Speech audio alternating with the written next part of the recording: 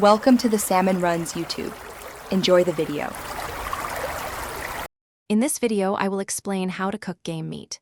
Begin by preparing your game meat carefully. This ensures both safety and optimal flavor. Trim away any sinew, excess fat, or bruised areas, then rinse the meat under cool running water. Pat it thoroughly dry with paper towels. For ground game, aim for an internal temperature of 160 degrees Fahrenheit. For whole muscle cuts like venison backstrap, 145 degrees Fahrenheit is a good target for medium rare.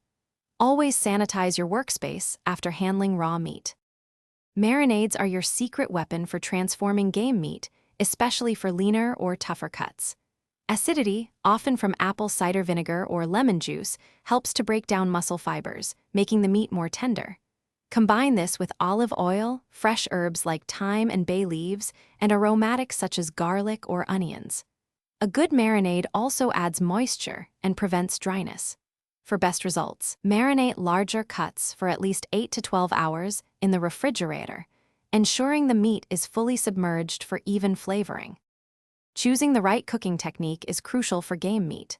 For lean cuts like backstrap or tenderloin, pan-searing quickly on high heat, then finishing in an oven at about 325 degrees Fahrenheit, yields a beautiful crust and a tender interior.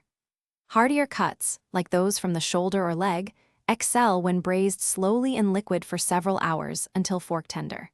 This method breaks down connective tissue, ensuring a succulent meal. Always monitor the internal temperature with a reliable thermometer to prevent drying out. The final step, and one often overlooked, is resting your cooked game meat. Immediately after removing it from the heat, transfer it to a cutting board and tent it loosely with aluminum foil. This allows the internal temperature to equalize and the juices to redistribute, preventing them from running out when you cut into it. For smaller cuts, 5 minutes is sufficient, while larger roasts might need up to 20 minutes. Finally, always slice against the grain for maximum tenderness, serving promptly to enjoy its full flavor. Thanks for watching. Consider subscribing if we helped you.